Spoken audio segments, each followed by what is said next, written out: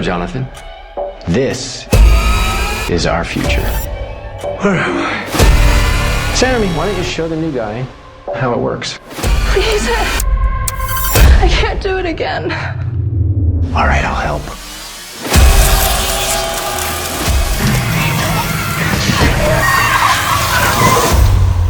The government have been using your fears to control the population. They're weaponizing fear?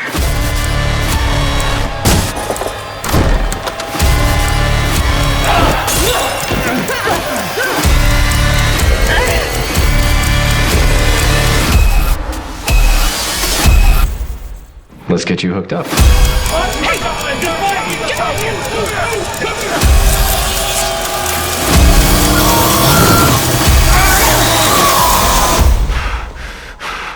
We need to get out of this place.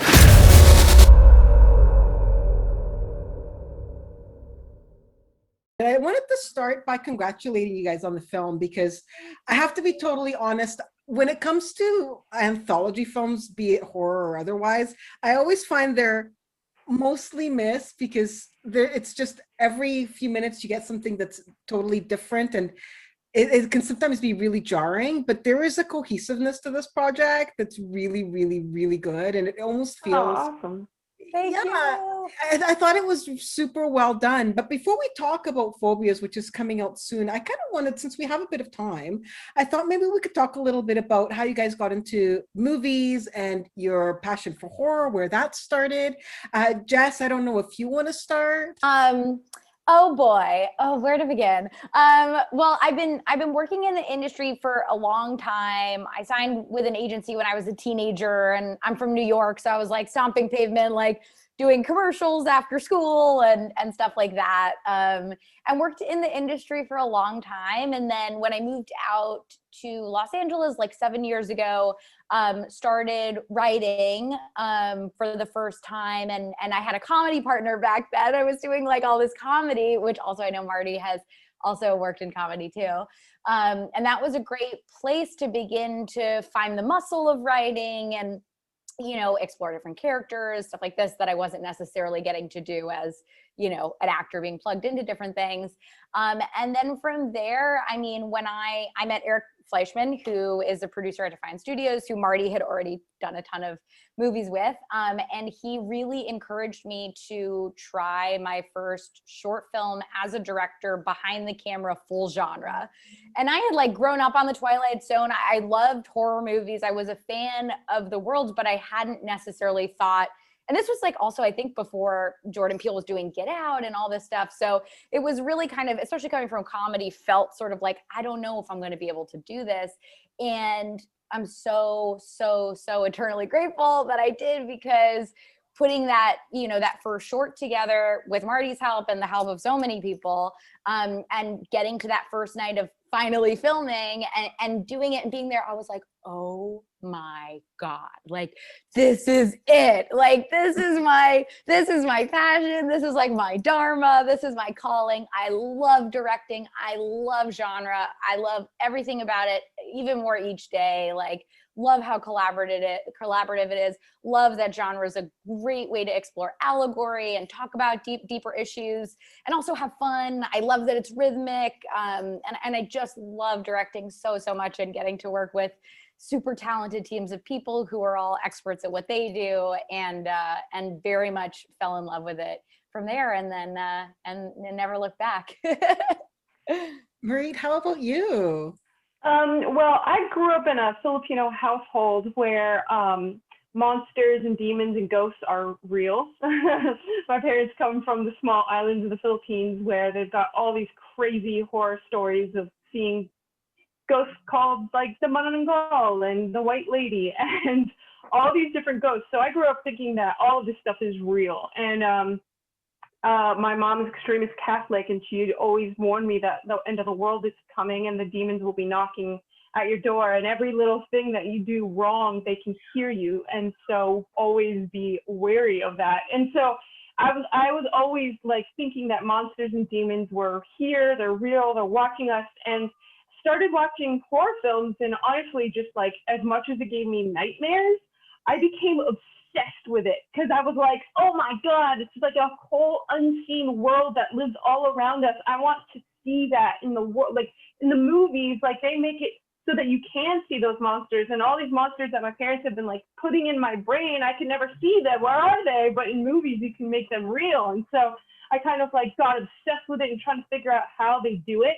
And it's just always been my dream. I remember being 14 years old and writing in my dream journal that I dreamt of writing and directing a horror anthology. Like that was a dream of mine before Marty manifested it. Before I drove to LA and I had like this list of things that I wanted to do. I'm like, yes, I want to be a horror director. I went to USC and I was making horror films there, and it was weird because like my teachers were always like, that's not what wins academies. Don't do that, and I'm like, well, this is what I love, so I'm not gonna, sway from my passions. But I also grew up as an actor and was on television for a long time and did commercials, professional theater, and really got frustrated with the opportunities that were out there for me.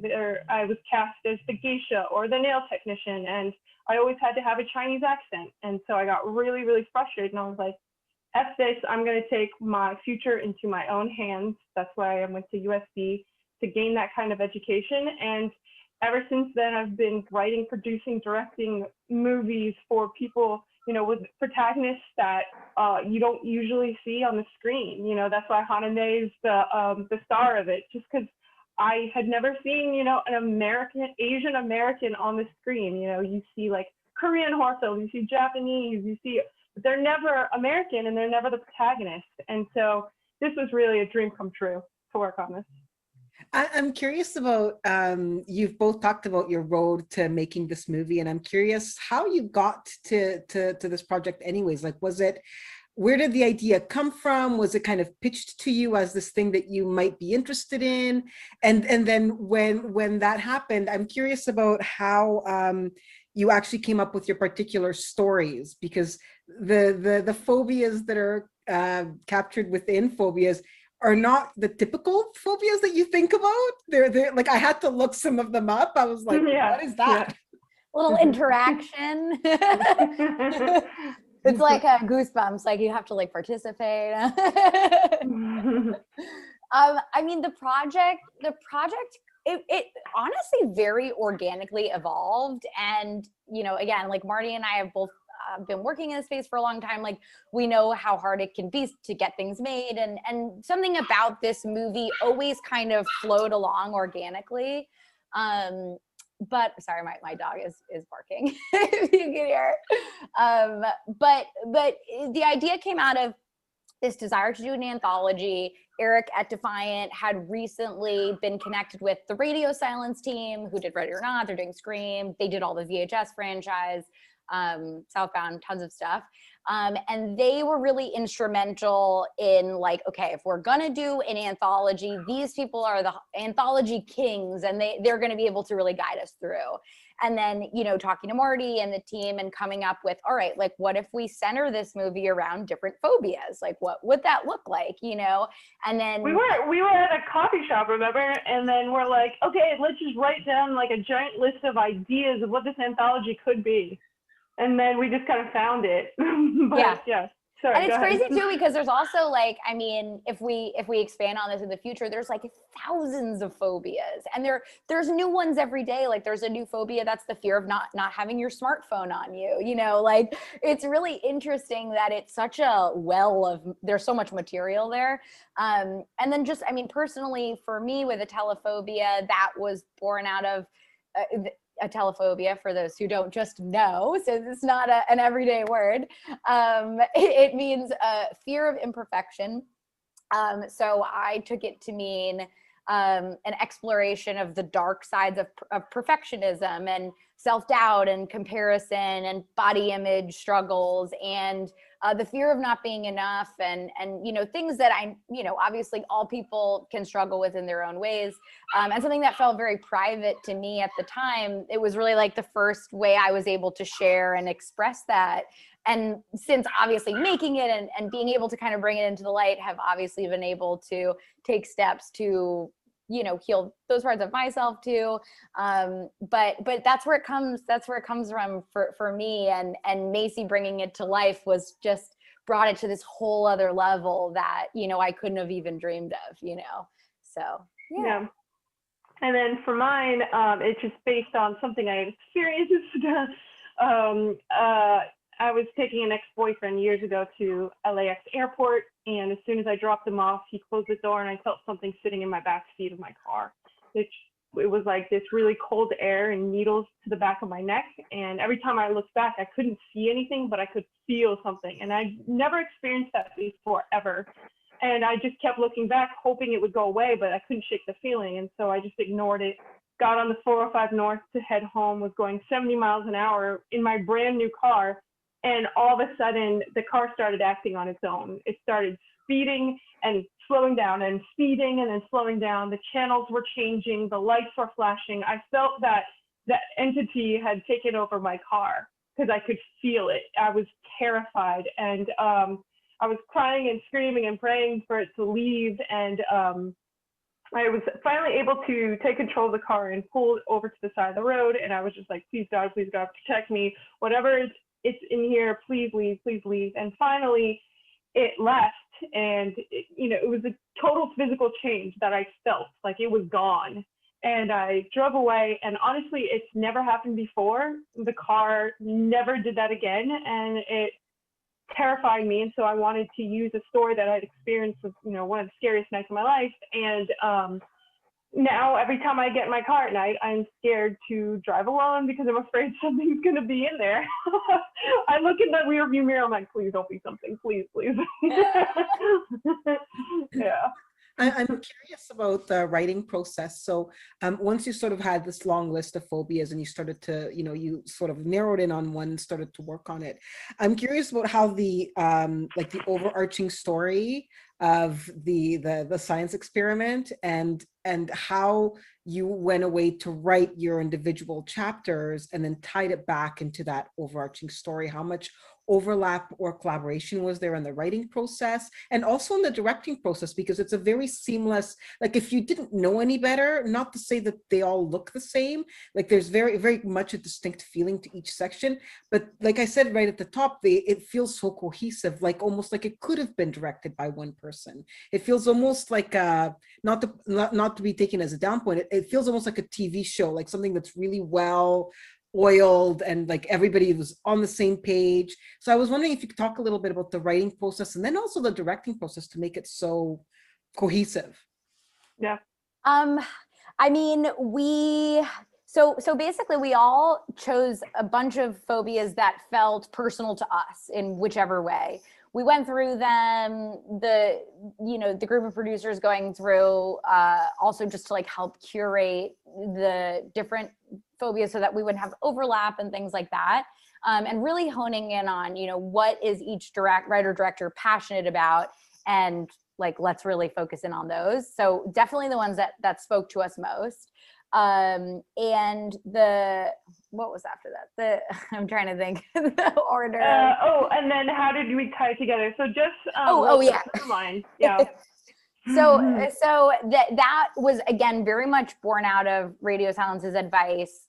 Firstly, like you're saying too, making it feel as cohesive as possible, because I think they'd gotten some heat in the past when people felt like their anthologies were more disjointed. So they were like, use all the same crew, try to make it look as if somebody didn't know that it was an anthology, that it does look like one director. So it's definitely something we were going for, although we love the fact that obviously it has that kind of fresh, like you say, almost like a TV show where you get that different glimpse in as if it's like a different Black Mirror episode or something.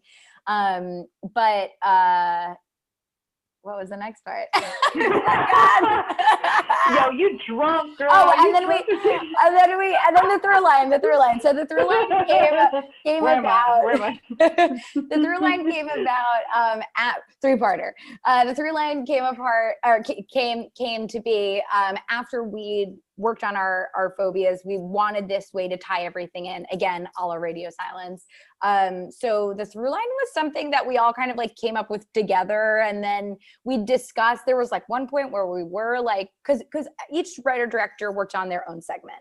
There weren't multiple directors on set, which I think too Camilla had mentioned, who's also one of the writer directors, that in another anthology she'd worked on in the past, it was like really overwhelming because there were 5 directors on set, and it was just really hard as an actor to process that. It like felt like too many cooks in the kitchen.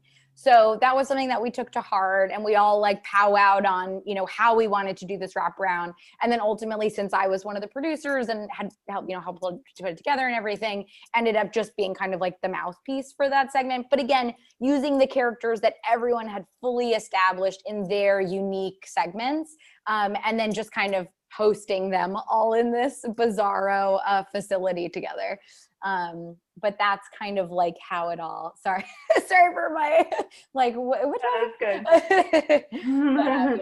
Yeah, we did a lot of work in prepping all together, you know, all five of us, was it 5? Yeah, 5 of us would sit at a table and just go over, you know, what visually it was going to look like. We had the same crew, but 2 DPs that would switch on and off because we were shooting it like a television show where it's like, one DP is shooting with the rest of the crew and that director while the other one's prepping, and then they would just take turns. And so it was a really, really rigorous schedule for all of the department heads to handle, you know, because we didn't have a huge budget by any means. And so having to work with a very, very small budget and lots of directors and lots of speaking, you know, heads, it's really, really difficult for them. And they pulled it off like champs. Like, oh my God.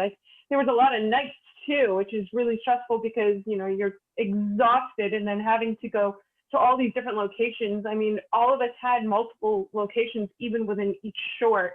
And even with the through line, it was like a huge, what would you call it? A lot?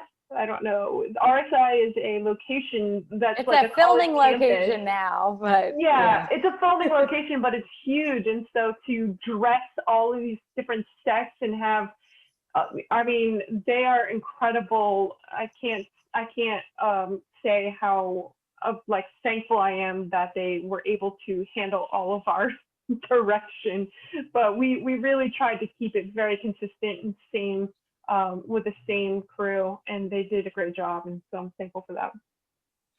Other than, you touched on something that I was going to ask about, which was the shooting, because I was curious about whether you guys shot everything kind of at the same time. So it's interesting that you shot it so close together. Yeah. Any other special challenges out of the fact that, you know, you had such a small time period to get this all together, and the fact that you already have like basically 5 mini movies that you're working on at once? What were like the biggest challenges of getting Phobias together, or maybe of just your chapter? Yeah, what was for you, Jess? Well, I will say it was really hot while we were shooting. That's just like a side note, but we were at RSI, which we were talking about earlier. It used to be like a psych facility. It's like, it's a place that has juju, like the black chair where all of this is happening in the movie is like a People have been real killed chair that really exists. So it was interesting kind of just like being surrounded by the juju of some of the filming locations, and just the heat as well. And then, I mean, I would say like a fun challenge for me specifically with a telephobia was we really shot that both the office and obviously the house all in this one location, all in this one house. So trying to make it feel like 2 separate spaces, but also, you know, lending into the fact that, you know, it needed to feel like the spaces could have been designed by the same person for Macy's character in the movie, because she's an architect. So that was fun. Like we really shot in every corner of this house. Yep. So just trying to, you know, keep it fresh, keep it interesting. But yeah, like using, I mean, all of the office scenes that we shot for her all take place actually in like a garage area of that house that we just completely really nice imagine. Yeah, it was a very nice house. Yeah, and then obviously just the challenge with the through line of, you know, having all of these different actors that had been, you know, that had really established their characters with each of their directors, but kudos to the actors because everyone was so gracious, so willing. You know, it's not an easy thing as an actor to trust, okay, well, I'm going to have 2 directors then. I've got one for this segment and one for this, you know, how's that going to be? And everyone was such a team player, super on board, like was just fully into it. So it really like, it was a challenge, but not really, because the actors really made it not one, because they were so fabulous and just so all in, which was amazing. Yeah. Mine was actually super challenging because it all pretty much took place in a car, and oh my God, it's so hard to shoot in a car that, you know, a real car, like we couldn't like cut out the top like they do in like City or what's it called, Children of Men. You know, this is a real car. And we got to use some really fun tools. Like there's this pod that goes on top, and it looks like a cage. And we got an amazing stunt coordinator who was also a stunt driver who did Baby Driver, Fast and Furious. And so was also a really good friend of mine, Sam Sittemering, and he was sitting on top in the pod controlling the car, and it was so much fun and terrifying too, because I got to sit in the back seat while Haname was driving, and the car is spinning and we're doing all these crazy tricks, and I'm like, we're gonna die, this is amazing. And I even got to be in the part in the car, oh, I don't want to do a spoiler, who cares. Camilla, please close your mouth. Okay, we hit somebody with a car, and I was able to be in the car while he's like controlling it, and that was awesome. It's funny because stunt people, like, there's nothing that special about getting hit by a car. Like, they're getting hit by a car, you know, they've got like a little bit of meshing, but they're like, okay, I'm gonna jump up and accept it, but like you're still getting hit, you know what I'm saying? But it was really challenging because not only did we have that pod that we had to take on and take off, but we had a giant line of cars in front and back, so that we had safety, we had, you know, makeup artists, everybody in this giant line of people, cops at both ends controlling the traffic. And so just to like go down a strip of street took forever. And if somebody had to go to the bathroom, it was like, oh my God, now we have to stop for an hour so that you can go to the bathroom. But another cool location was we got to shut down the bridge. I think it was 6th Street Bridge, I forget, but it was awesome because LA, you know, at the time when people were driving, it's usually a very, very busy street, and to be able to shut it down and just like twirl this car down the bridge and like send a drone above it, it was like, this is real. This is like, we're making movies. This is awesome. Maritte, that's so awesome, because from the excitement in your voice, it really feels like you fulfilled this need to make an action movie. Oh my God, yes. I mean, I need to now do like crazy stunt car stuff, because that was so fun. That was super fun. Just one of the things that I thought was really interesting, and especially knowing now that, you know, horror was not really where you started at, you were more into the comedy side. Yours is probably like the most brutal of the stories. Like, it's visceral in a way that kind of shocked me. So can you talk a little bit about, you know, making the like committing to the fact that you were going to do it like that full on, because like you should. Yeah, it's kind of Buffalo Bill. You know, it's a great question. I mean, obviously, you know, I tried to just give glimpses where I could without, you know, fully showing the audience too much at any given time. But I mean, it is quite dark, isn't it? I mean, I loved it. No. I just think it's really fun. It's just interesting. But also, again, like, you know, thinking about being an actor on a set and thinking about, you know, me asking Macy to go to a place that was that dark. And for me as a director, one of the things that I love is being able to do my best to help my actors feel as comfortable as humanly possible, so that they feel safe to go to a place like that. Because I've been on tons of sets as an actor where I didn't feel comfortable or safe, and didn't feel like there was anyone there looking out for me or cared if I was uncomfortable with anything, you know. So that's something that I feel like, from my experience on sets, I think from some of the lack I've had in the past in that department, not always, of course, but like just knowing what a long way it can go as an actor when you feel really supported by your director, you feel safe with your team. that again, it's a place where you can laugh, make jokes, you know. We try to make it so that nothing was ever too self-serious, so we could go into the zone for those deep dark moments, but that we were always going to have a laugh and like hang afterwards. You know, we always want to keep the mood on set, as we do with all the movies, you know, no matter what. I mean, obviously, again, we're always respectful to the content, but at the same time, I think keeping it light, keeping it fun, and not making it so intensely method that it becomes just like so dark and consuming. You know, we still wanted it to be fun. And I think that translates for the audience too, especially because it gets so dark.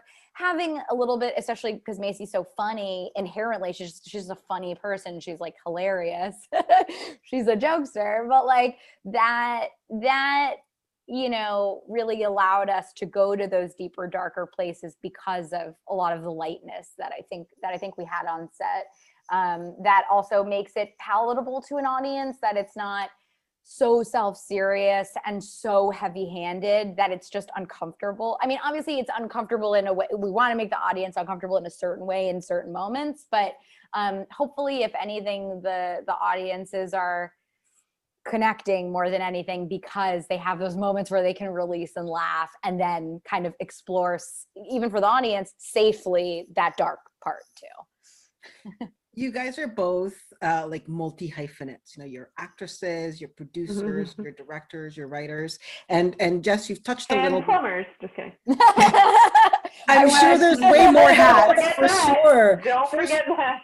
For sure. So I'm curious, Jess, you talked a little bit about how your experience as an actress has kind of informed how you direct. And Maritte, I was wondering if you could speak to that as well with your experience. You know, you've directed a lot of films in the past as well, and you're an amazing producer. So how has the experience that you've had in the past kind of helped you get to like where you are now? And I know that you're working on a couple of feature films as well. So I'm wondering how that your backgrounds are kind of informing the work that you do and how you are on set with actors and craftspeople and just everybody. I think Jess really hit it on the head there with like making actors feel comfortable enough to be vulnerable.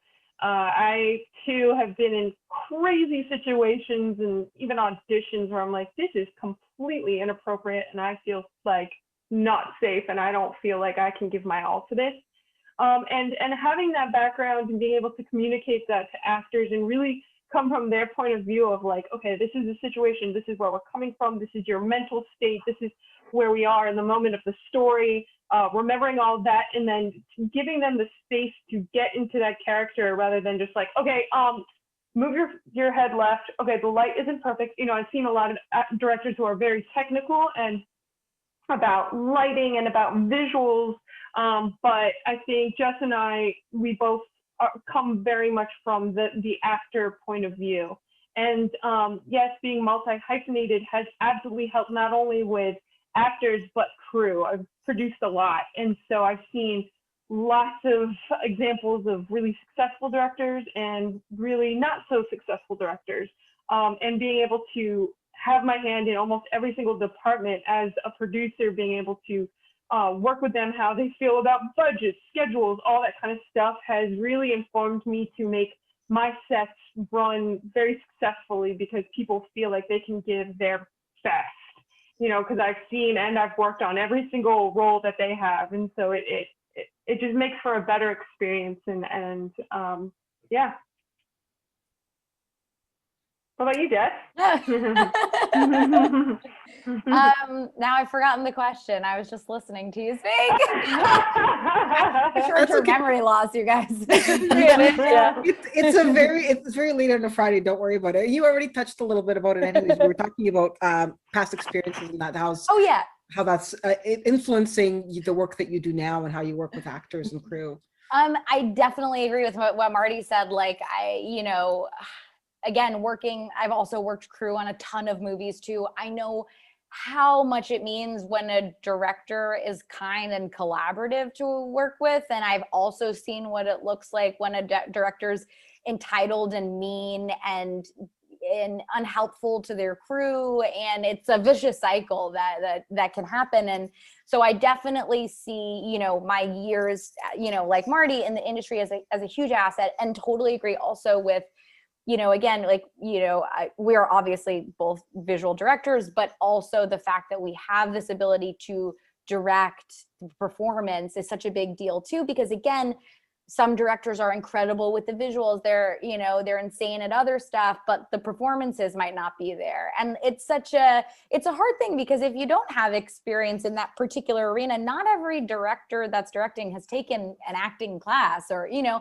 knows what it's like to be in that position. So I definitely think that sensitivity and that language and that shorthand to be able to communicate and pull out from these actors the performances that I need is so helpful. And also, you know, talk about comedy coming back around, because also Radio Silence, I mean, Ready or Not, Scream, also obviously funny, but they also come from a comedy background. And, you know, even like with Macy, particularly, there was a lot of stuff where I was borrowing from some of the improv things that I've done in the past when filming, you know, just filming takes a bunch of different times to just get her eccentricities, her natural fidgets and things that she would do that sometimes she wasn't even necessarily aware of, or just kind of grabbing all of these delicious little moments and knowing that, again, much like improv, like knowing how it will cut together, and knowing, you know, somebody else might look at me taking 3 takes and be like, oh, well, what is this, you know? And to me, it's like, oh, no, I've got that tasty morsel there, I've got that there. And it's like, just allowing the actors to breathe and to, again, with my own insecurities and struggles in the past, you know, I had this fear for so long being compared to so many people, especially as you do as an actor, that I needed to sort of be perfect in whatever that means. And it's so thrilling to be on the other side of the camera, because that idea of perfection is the last thing I'm looking for from my actors. I want them to be as eccentric, interesting, real, dynamic as possible. I don't want them to be skinny little statues. I just don't, you know? And so it's also been empowering for me to see, like, wow, like nobody was ever looking for that. You know, people want to see dynamic characters that they can relate to and be like, oh, I have a weird fidget like that too, or, you know, whatever it is, and just be able to see themselves, you know, obviously, even just representation wise, see themselves on screen as a powerful architect or whatever, you know, like, we have a very diverse movie, which is something that I know Marty and I are both really proud of. That's like, we wouldn't have it any other way. And, you know, and again, I think that that's also, you know, not just from being fans of the genre, but also just working in the space for so many years and knowing like what the go-to leads of movies might look like, and just being personally tired as an audience member of seeing the same kinds of people always cast in the same kinds of roles. So really kind of subverting those expectations, and in that way, making the whole movie really much more realistic, which I think like also lends to the thrill of the watch and everything, because these aren't just like, you know, stick figure archetypes that like you're bored of seeing on screen. These are dynamic, relatable, realistic people going through these crazy things. You touch on something that I think is really interesting, and clearly in this situation, all of the producers and the directors, you guys were all in the same boat. You set out to make something that's unlike what you've seen in the past. I'm curious, you know, with the movie coming out soon, maybe this hasn't happened yet, but have you experienced any pushback, or do you expect to receive any pushback for the fact that Phobias looks so different? Like it's the 3 of the directors are women, you have people of color on screen, women on screen, like it's not your average horror movie, and these people are our heroes, which, as you mentioned, we don't see very often. So like, how do you feel now? Like I think it's one of the reasons I want to talk to you both is I think it's so amazing that, you know, we have 2 women that are, you know, you guys are dedicated, and you're making the stories that you want to make in the way that you want to make them. And is that scary? Is it scary to put yourself out there as kind of like leading the pack that's not like, it's a small pack? I'm actually really excited for it. You know, there was like this article that just came out in the New York Times with Kelly Tran talking about how much racism she experienced through Star Wars and how it shut her down. And that actually triggered something for myself, because I did not share this with people, but I quit acting because of crazy racism. I had posted this video on YouTube, it was for a comedy thing. I got like so many hits, like millions of hits, and I was in it with 2 other women who are white, and all of the negative feedback was calling me names. All of it was calling me like all these obscenities, and it was crushing because, you know, when you're on TV and when you do commercials, you don't have like immediate feedback. But when you're doing like a YouTube video or something like that, and you just see the comments rolling in, calling you these horrible names and telling you to go back to China and stuff like that, it was like awful. It was awful. I was humiliated, and I shut it down.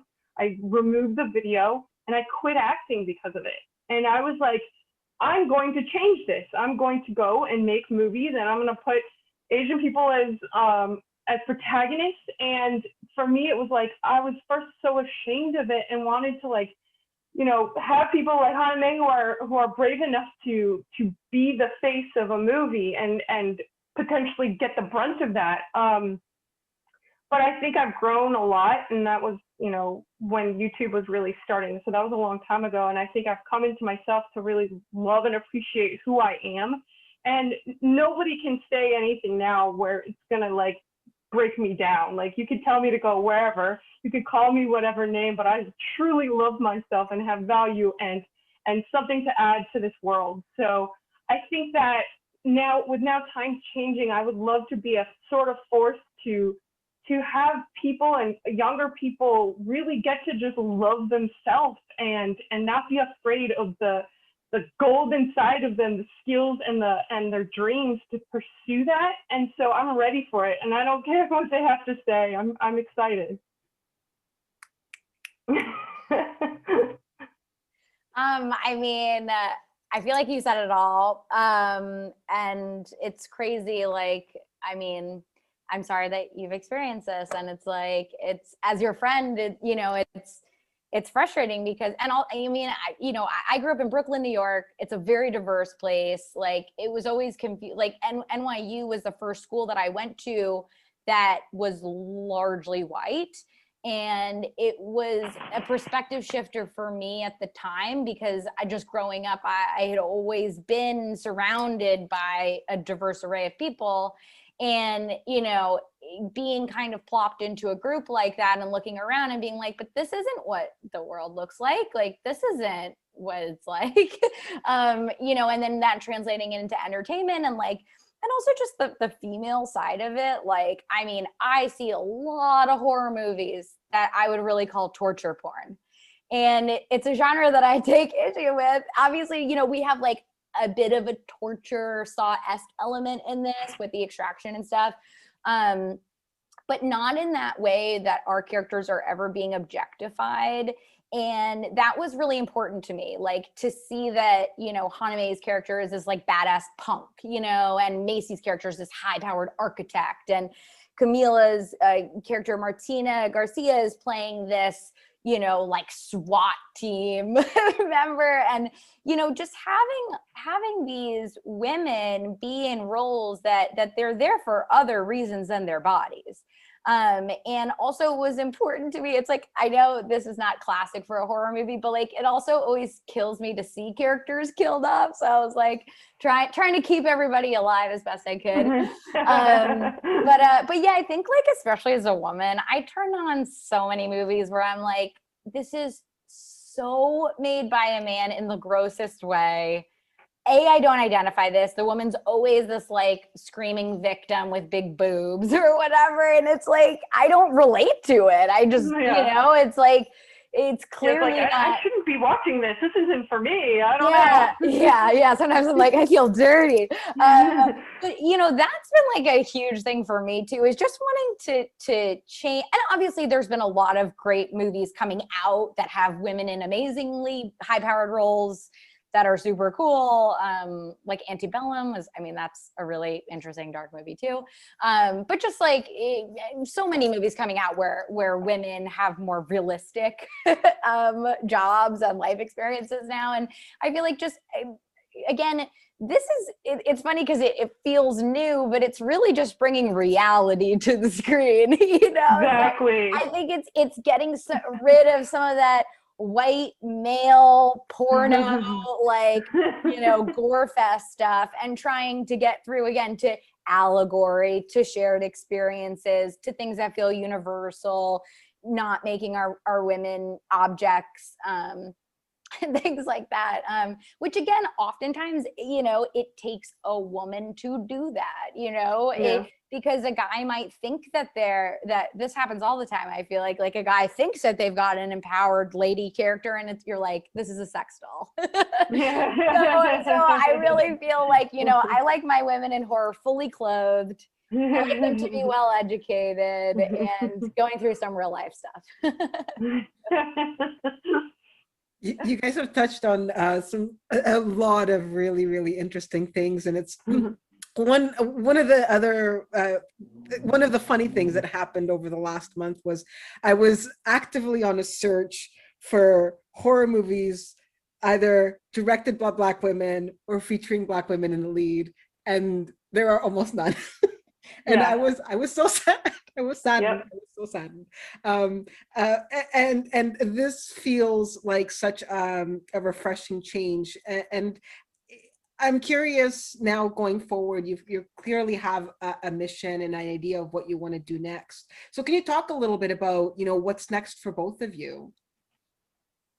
Yeah, so speaking of Black women protagonists, I just finished a movie with Blumhouse and Amazon. It's called Black as Night. We shot it half before the pandemic, then it shut it down, and then we finished it during the pandemic, which was crazy because it's a vampire movie, and trying to figure out ways where people don't actually touch each other is very not fun. And having to direct with like mask and like a full shield and just like 100-degree weather, it's awful. Anyway, so that's a really fun movie that's coming out in October, and that'll be on Amazon Prime. Awesome. Yeah. And just really now writing and developing a TV show and a feature. So putting those out into the universe. Jess, what about you? I'm like, tell me more. She's not going to tell us anymore. I'm I like, was hoping she'd tell us more about the vampire movie because that's my jam. Yes. I now am working on a standalone feature that is a body horror, of course, transformation style, like a sci-fi horror thriller called The Astronaut. That's all based around this female astronaut returning from space. Hey, love to see women in good roles. And her kind of figuring out what's happened, because astronauts have a lot of real side effects that they deal with when they come back from space, physically, mentally. It's so grueling on the body with the changing gravity and everything.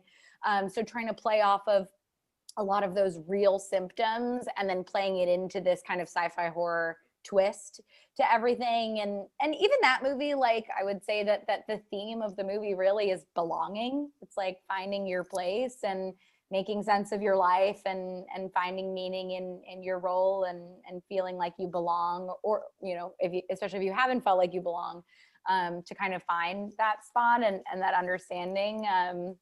But yeah, that's my next baby but that's also, thankfully, because we know from shooting in the pandemic, it's very COVID friendly. It's mostly one woman in a house. Everyone around her is wearing a hazmat suit because she's been contaminated. So it's very, very COVID friendly. And so I'm hoping it won't scare away a great actress for that lead role, since she'll be fully protected. And we're always, obviously, you know, me and Marty, always extremely, you know, on the other side of things, very conscious of COVID protocol and, you know, everything that it takes to make a movie right now. It's not easy, and you know, coming up with creative ways to to kind of help that stuff not be a distraction to the actual experience. Not bouncing around to a billion locations, having billions of extras, like really kind of trying to be more concise and specific and distilled. I recently got into Servant, so I've been like binging that. And I feel like M. Night does that so well because you're in the same house the whole time and it's like a meditation on directing. It's so good. And you got me on that too. Yeah. Seen it all. Yeah, that's my new inspo. But I'm really excited for that. And you know, again, development takes so long, and it's taken me like 5 scripts to get to this one. And so, you know, it's always like behind the scenes, you're, you know, locked behind a computer most of the time. So that's why it's also always so fun when you do get to shoot, because, you know, we get to be with everybody and writing can be so solitary. So excited to get back to production. So hopefully that one will go this summer. So gearing up for that now. Well, let's finish with this. You touched a little bit on this, and this is an interesting way to finish. Why don't you guys share with us how you stay motivated and writing and creating? Like, what's your secret sauce? So this pandemic has been kind of terrible and amazing at the same time, because I've really gotten to slow down so much.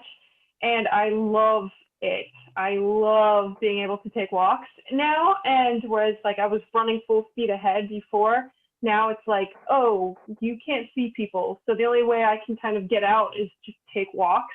And I've become really obsessed with podcasts about the supernatural, primarily with psychics, people who've died and come back, and hearing their stories of like the in-between and demons. I'm obsessed with podcasts, and so now I'm listening to everything I possibly can, absorbing it all, and it's really inspired so many of my projects that I'm developing right now, and I've got all my projects that on my back forward that I schedule out, and I'm pretty much putting on the calendar, like I have to finish the first act, I got to finish the pitch packet, I got to finish the short, yeah, I got to do.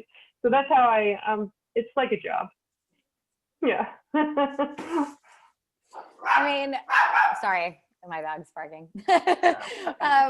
I totally agree. Again, the pandemic has been a curse in so many ways. And then one of the blessings of it has been this ability to focus more on writing, because I too would be like on set while typing my screenplay, while on my walkie-talkie, while, you know, doing like a million things at once, always very distracted. And I feel like something that has been a good thing that's come out of the experience for me has been this ability to focus so intently on something with so much less distraction.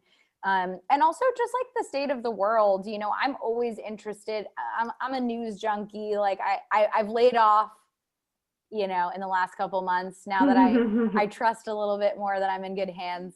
But, you know, I think like the news is so important, and just staying current on what's going on around the world, what people care about, like what's affecting people. Like I was working on a script a few months ago called Hunger, and it was like that was about an eating disorder, is a possession movie, but it was just interesting. You know, every day I would turn on the news and I would hear the word hunger, hunger, hunger, because of COVID. You know, so many people around the world experiencing food insecurity and really knowing what that feeling feels like. Some people for the very first time, and for some people it just driving home something that was already a huge issue. And I think just being sensitive to, even like with the next movie, it's like not beating over the head this concept of like a quarantine movie, because I also feel like people are kind of over it. You know, they don't want, the last thing they want to hear is quarantine when they turn on a movie to escape, you know? So I think being sensitive too, to like, you know, just thinking zeitgeisty, especially because the beautiful thing about genre is that it is a great mode of communication for the world, because everybody understands fear. You know, someone across the world might not understand my comedy jokes because they're inside baseball, they only pertain to America, whereas genre is something that truly transcends language and cultural differences. So that's a really beautiful thing about the genre, that, you know, I'm always thinking like, how can I make a story that does feel universal, that everyone will relate to, whether you're a man or a woman. And again, having that little bit of extra space and time now with quarantine and being home to really focus in, and also always watching tons of movies. Like, I love watching genre movies, always getting ideas from watching other filmmakers. So that's always like a hack of mine too, is like, I'll just go down a rabbit hole. If I'm writing something, I'll try to watch, 5 different movies that I think are like kind of in the same realm, just to get a sense of like how different filmmakers are tackling kind of similar ideas or tropes. But yeah, and also like, I think being in touch with yourself is important. And Marty is my guru, who's always helping me with my own personal spiritual growth. So I feel like that stuff is always good for the material. And I think it makes you a better collaborator, and like just kind of having your head on straight, and just being grateful for the opportunity to work with, so many awesome people, and looking forward to these quarantine days being over, so that we can all kind of get back to it as we used to know it. But grateful to still be able to do it in the ways that we've been able to muster out. But yeah.